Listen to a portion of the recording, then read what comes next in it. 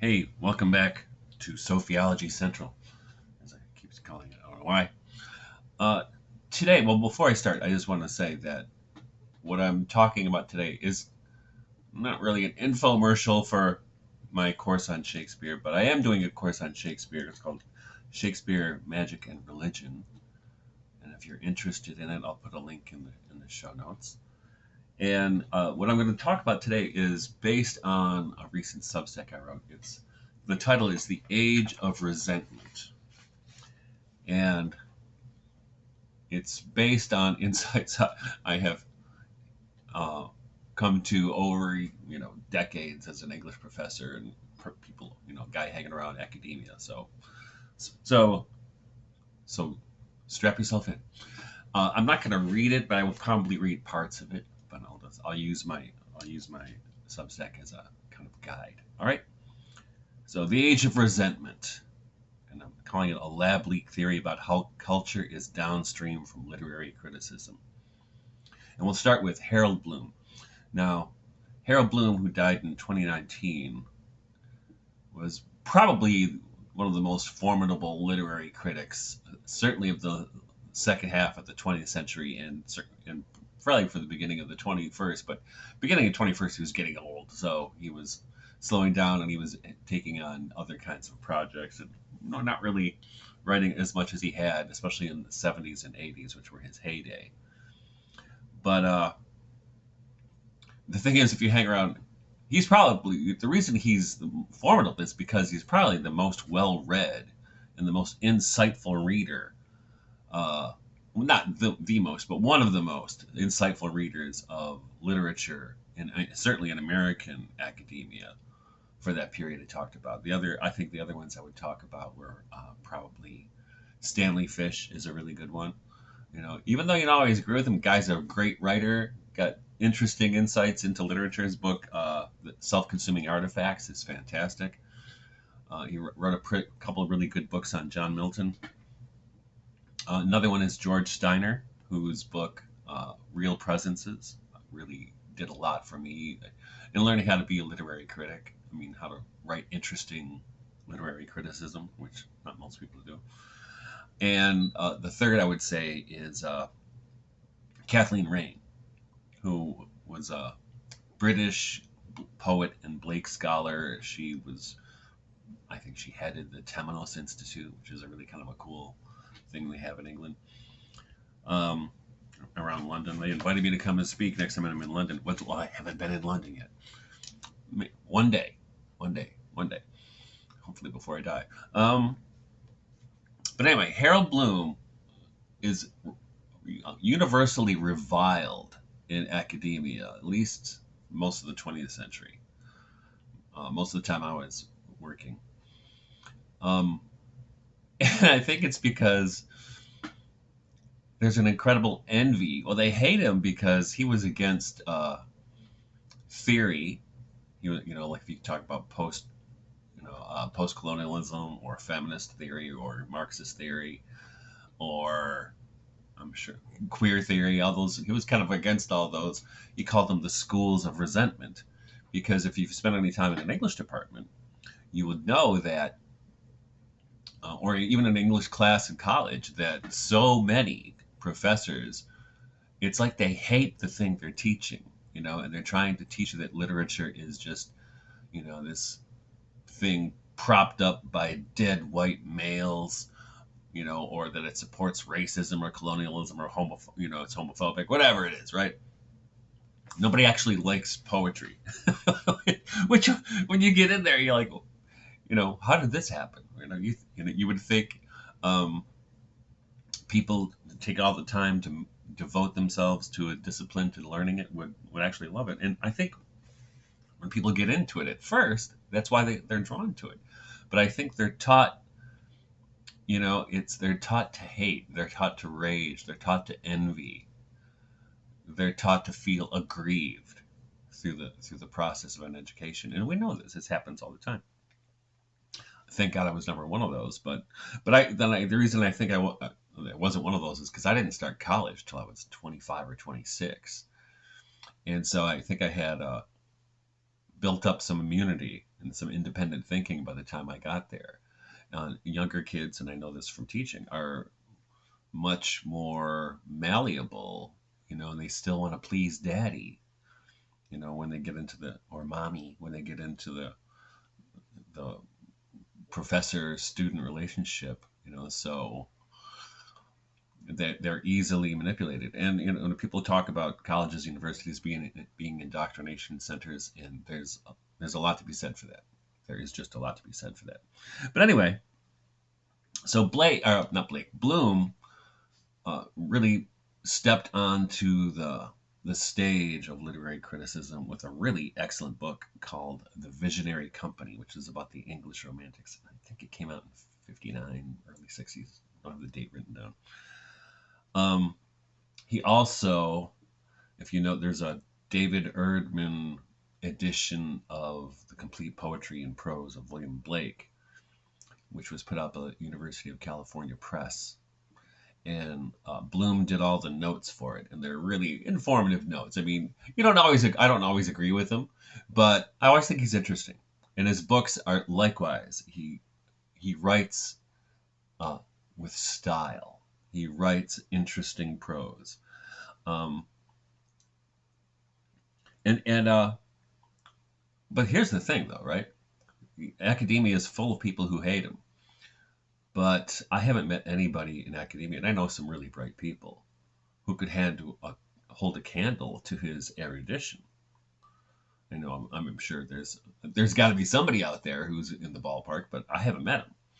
I've met some, like I said, I've met some really brilliant people, but I don't think anybody at that level. And I think with Bloom, I think this really is a testament to how much he's actually read and digested.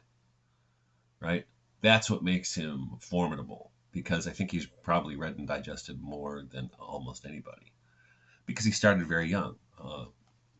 You were talking about I think I read an interview with him about reading William Blake as a little kid. I think he got Songs of Innocence from the New York Public Library as a kid, and that kind of started him on his way. Let's go for that. But and here I want to tell you. So he has a string of books from the 70s and 80s. I'll just name a few of them because they were really important. One is this one right here, The Anxiety of Influence, which I think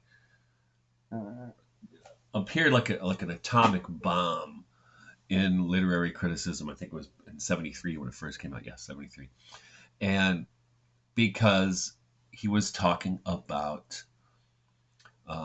how writers first become themselves as writers by imitating somebody. So it's kind of an Oedipal conflict. But then, their father. But then they have to fight against the father. So they try to kill the father. It's a very interesting kind of Freudian take on it. I don't know if he's right, but it sure is interesting to read. But there's certainly a relationship we have with influence. And I would say, like, if I look at my own background in poetry, probably, if you read my poetry, you probably don't see any Dylan Thomas in there. But Dylan Thomas was the first poet I really contended with, right? Wrestled with. I mean, wrestled in a good way. Like, I love this guy's poetry, but I have to figure it out. I don't think you would see it there now, but it's certainly, I wouldn't be a poet had it not been for Dylan Thomas. So he might be, I might have an anxiety of influence there by trying to hide the influence he had on me as a young poet, to this day, really. But here's what, in another book he wrote is The Breaking of the Vessels.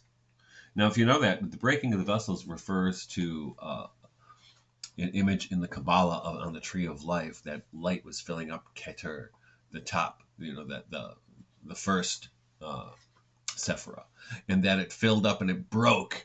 And when it broke, the light filled the other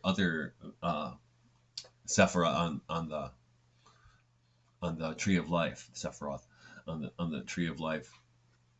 And that's what he's talking about. And so it's kind of an interesting idea about literature and the making of literature is that it's the filling, breaking the vessels where it starts, and it's very, so you can see it's a very uh, religious or spiritual intuition that he takes kind of into a secular direction where it just spills out afterwards, right? So in this book, he has a great thing to say about the goal of literary criticism. And here's another of his books on the same topic, Kabbalah and Criticism. Here's what he says in The Breaking of the Vessels about poetry and about criticism. The theory of poetry, he writes, like all criticism, is an art, a teachable and useful art, and its true criteria are poetic. It must be memorable, pragmatic where it is most visionary, and it must give pleasure, even if only to an elite. I would sum up its necessary attributes in one formula. It must be strong, with the strength of usurpation, of persistence, of eloquence. By these criteria, most current theory can be given back to the empirical scientists, to the social scientists, and to the dialectical philosophers. Facts and arguments alike have little to do with poetry or with poetic criticism. And he goes on, criticism is an art when it does not stop at the words of the poet, but looks at the order of his thoughts. Then the critic is a poet, right? And he writes like this. And this is really in the kind of the tradition of Samuel Johnston, or I think his own teacher was M.H. Abrams, who wrote a great book on romanticism called The Mirror and the Lamp in the 50s, I think it was. Now, so this is, I think this is what separates the masters from the apprentices here. And I think he's a master in that way. And it's like I think Stanley Fish and Kathleen are masters in this regard too. And I think almost everybody else is an apprentice. I mean, George Steiner. Certainly, most of what you see in the typical literary journal are the work of apprentices. They're not even close to this level of these giants who went before, right? Because they no longer see, I hate to use blanket statements, but they, in general, no longer see literary criticism as an art.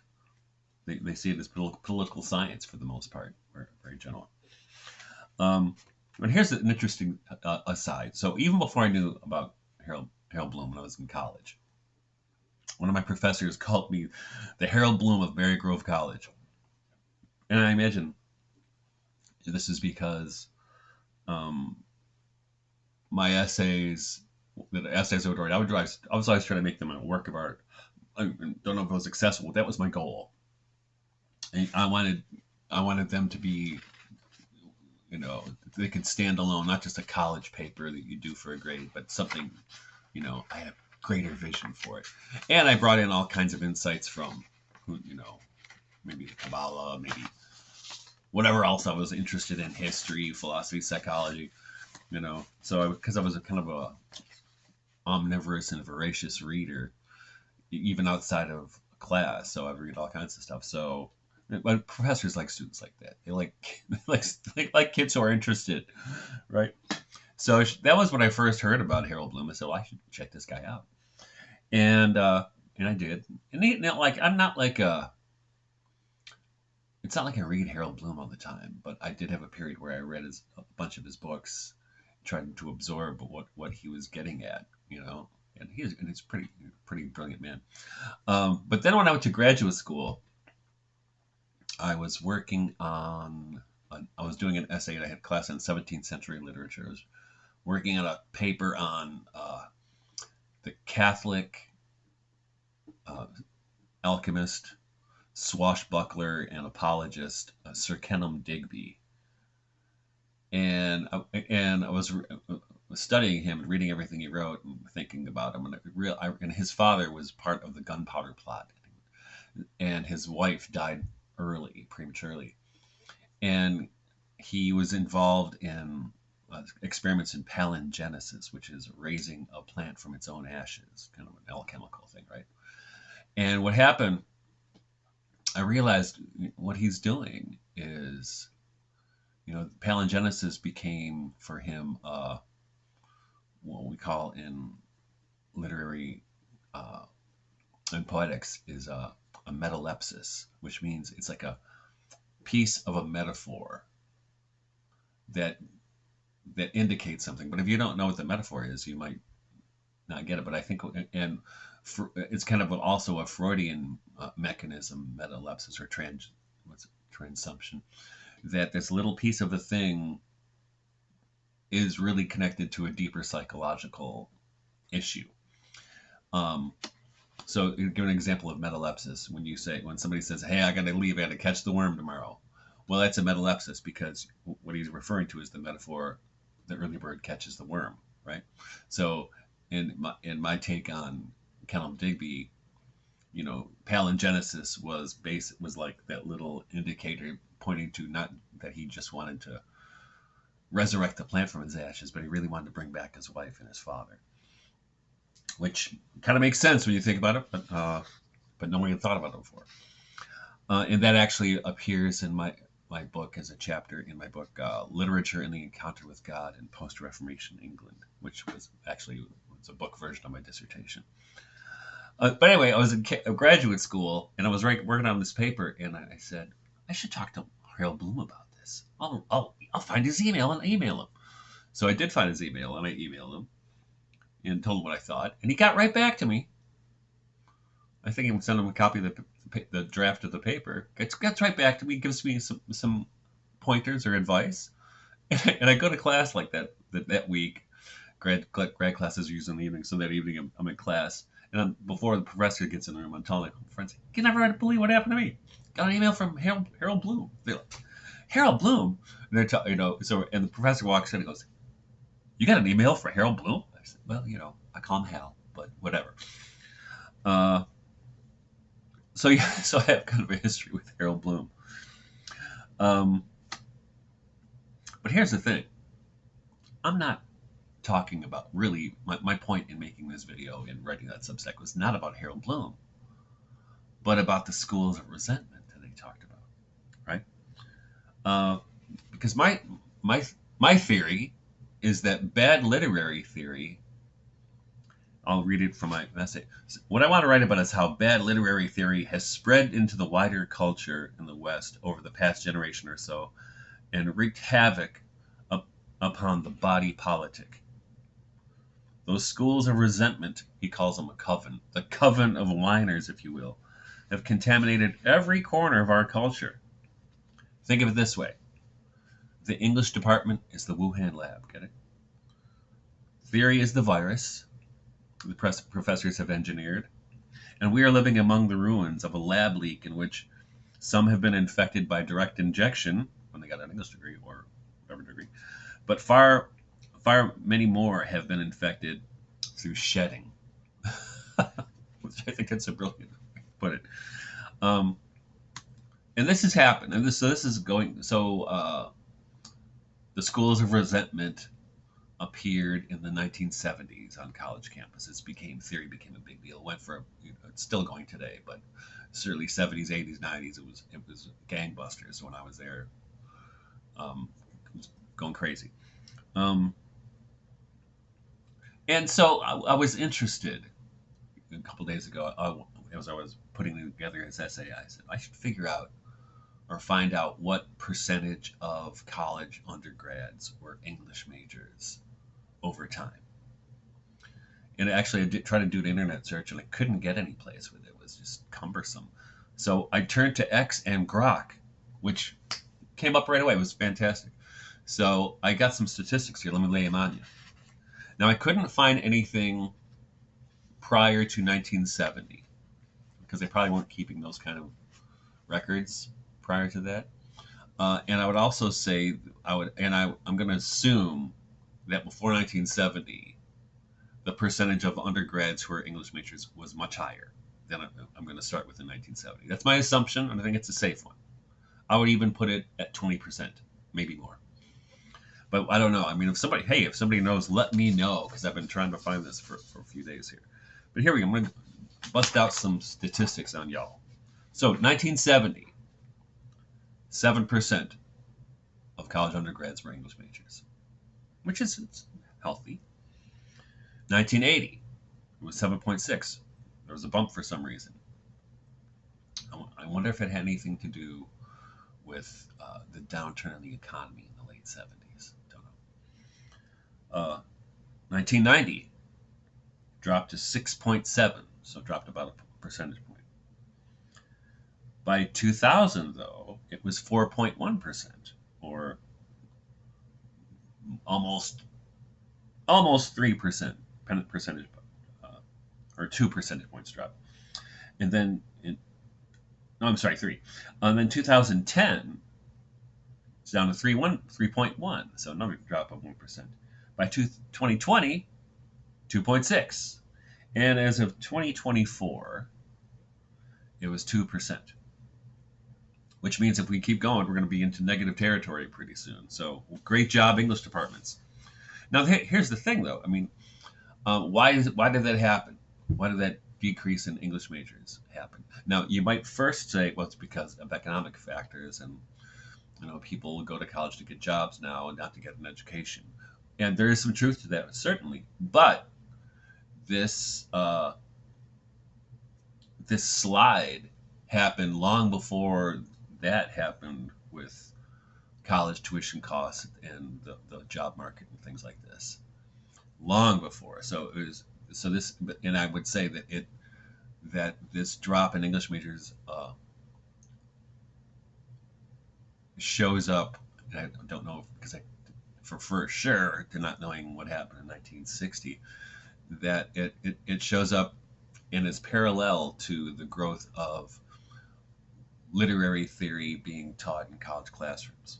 That kind of feminist, Marxist, post-colonial stuff being taught in college campuses. And I mean, I think it's irrefutable. And when we used to do this when I was English departments, they would always fret that we're losing English majors. We don't have enough majors. We might, and interesting, where I got my doctorate at Wayne State University in Detroit. Maybe, I don't know, 10 years ago, 11 years ago, they would run 10 or 11 sections of Shakespeare. I don't know if it was a semester or a year.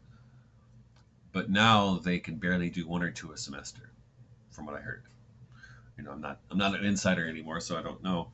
But I do know when I taught at Adrian College, which until last year, and I was the only one who taught Shakespeare there, so I only taught it twice in the 6 or 7 years I taught there. Whereas when I was at Marygrove College, from when I started there, I started there in 2000 part-time, 2001 part-time until 2017. And I was not the only one who taught it, but I taught it quite a few times, and we certainly offered it every semester. It was a smaller college, so we'd offer one section, either every semester or every other semester. At first it was every semester, then it was every other semester, because of market conditions, as they say.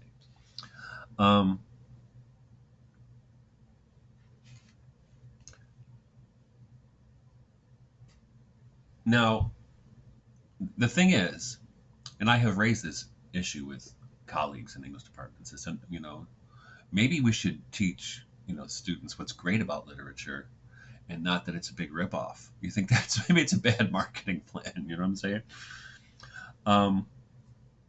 But they hold on, man. It's like a religion. It's like a religion for a lot of those people. And I did have only a couple of colleagues, and I did have colleagues who actually loved their discipline, but they couldn't help but get that theory in there. I think just to be cool. I mean, they were older than I am for certain. They would try to bring in theory to maintain relevance or something. Where I just think, just show people what's cool, what's beautiful, what's amazing, and yeah, then you're doing them a favor.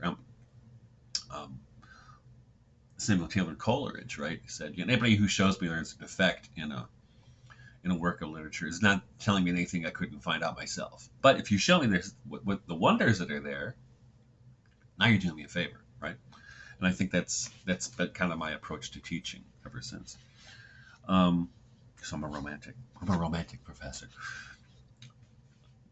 And so I'm going to read a little bit more from my essay. So while the English departments I have been associated with over the years have uniformly fretted about their dwindling majors, very few of the faculty have been willing to admit that maybe their paid-up memberships in the schools of resentment might have something to do with it, even without taking current market conditions into consideration. I mean, seriously, who would want to get a degree when those professors doing the professing think their discipline is rotten with white supremacy, colonial power, racism, homophobia, though they'll try to tell you that all the great artists were actually homosexuals, et cetera, right? And the thing is, the mindset of the school's resentment is not only a feature of English departments, it infiltrates all of the arts and humanities. The sciences seem to be somewhat, but not completely immune. Must have a vaccine. From here, the virus has spread to the general population. Anytime you hear the words or phrases white supremacy, gender is on a spectrum, F you, Judy Butler, or diversity, know that you are in the presence of a deadly pathogen. Take the necessary precautions. And I think this is true, but by now I'd say, though everyone has been infected, even if they've never heard of Judith Butler or Foucault, or even Harold Bloom, for that matter, but an antidote is available. Okay? So I wandered into academia by accident. I got a record deal when I was 18, a really crappy record deal, but I got one. And I was a musician and songwriter. That was my thing, right? So, but my love for that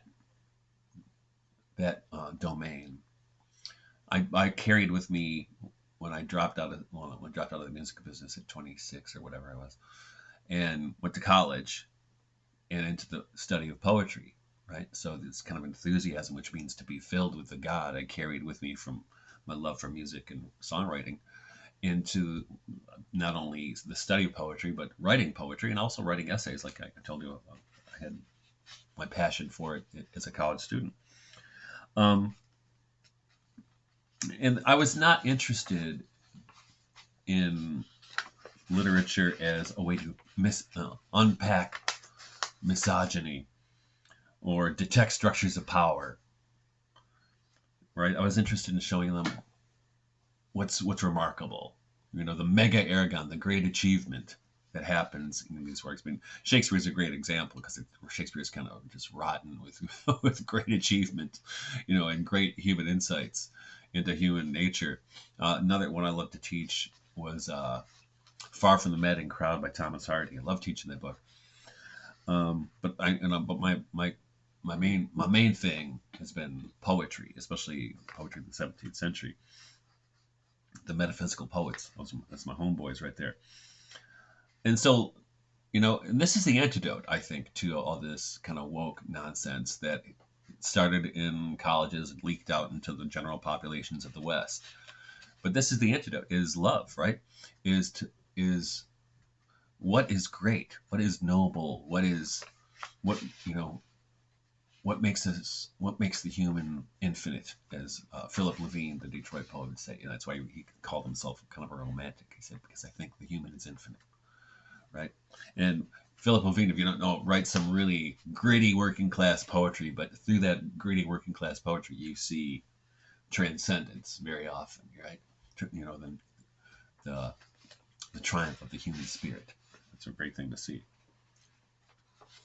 Now here's the thing, right?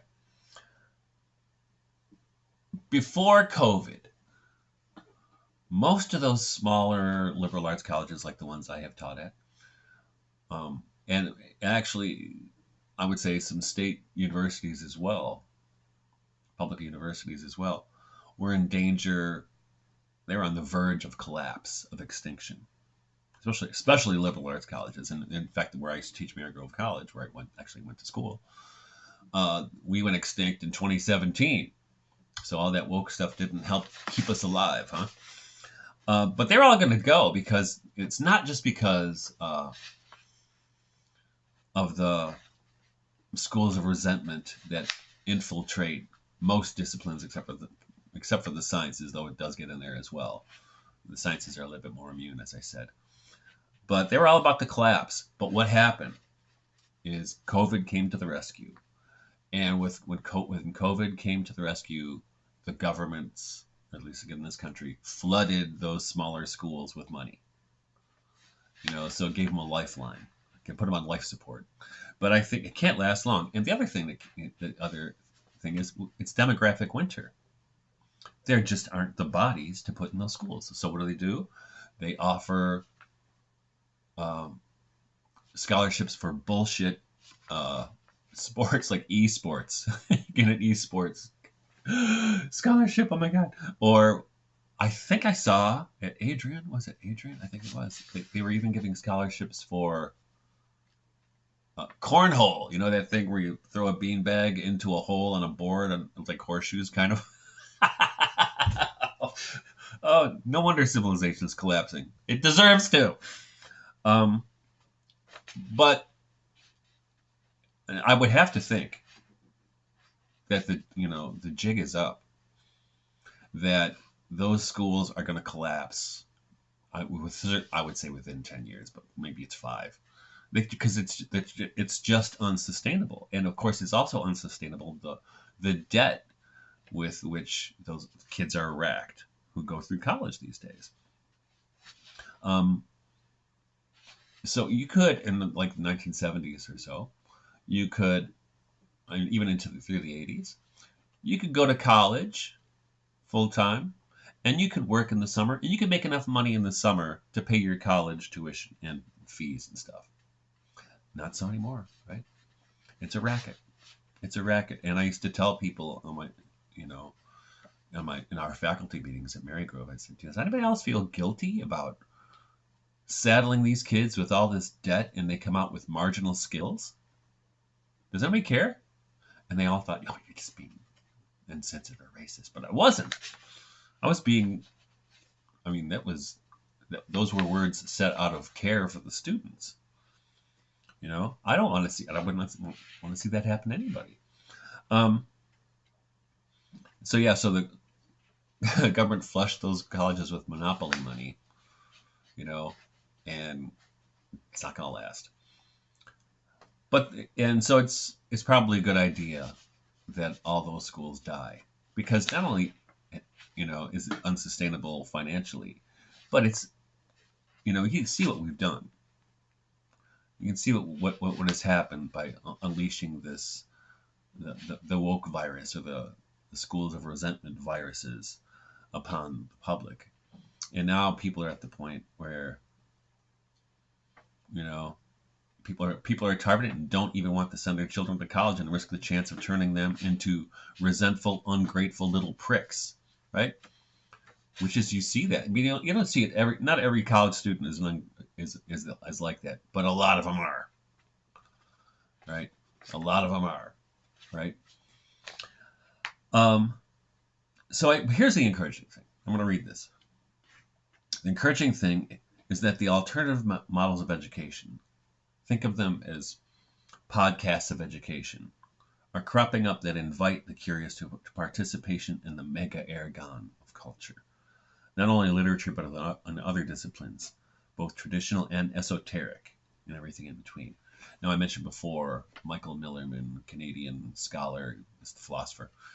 He's got his own thing going on, and people call them micro colleges or hedge schools, and I call mine the hedge school.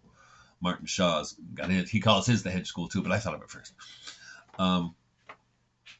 But these alternatives that are out there, and I think we could be on the cusp, as I said before, of a kind of renaissance in learning that's organic and not beholden to accreditation. And so it could be like what we in the Quattrocento in Florence, with the Florentine Renaissance, with Michelangelo and Marsilio Ficino, Pico della Mirandola. I mean, all this magnificent flourishing of not just of learning, but of hope, of artistic endeavor. Of it's really a beautiful moment, but it didn't last long. But also, we saw it in America or the United States with the tradition, the transcendentalists like Emerson and Thoreau, and a lot of them Alcott's, and they started their own schools, right? They kind of they went rogue, started their own kind of hedge school, you know. So I think we are certainly doing that right now. We'll see what happens in the next few years, but I am a bit hopeful. It's like often a quote from William Butler Yeats: "Surely some revelation is at hand." So yeah. So thank you for listening to my rant. And if you like what you heard, hit the like button, subscribe. But as I always say, most importantly, join the conversation. What do you think about this? Maybe you're in education and you disagree with me, or you agree, or tell me what you see. Because people have different perspectives on these things, but I do think, without any doubt, demographics are our destiny. So we'll see what happens with colleges, universities. But most importantly, let's get rid of that virus. All right. So with that, I will bid you adieu and see you next time. Take care.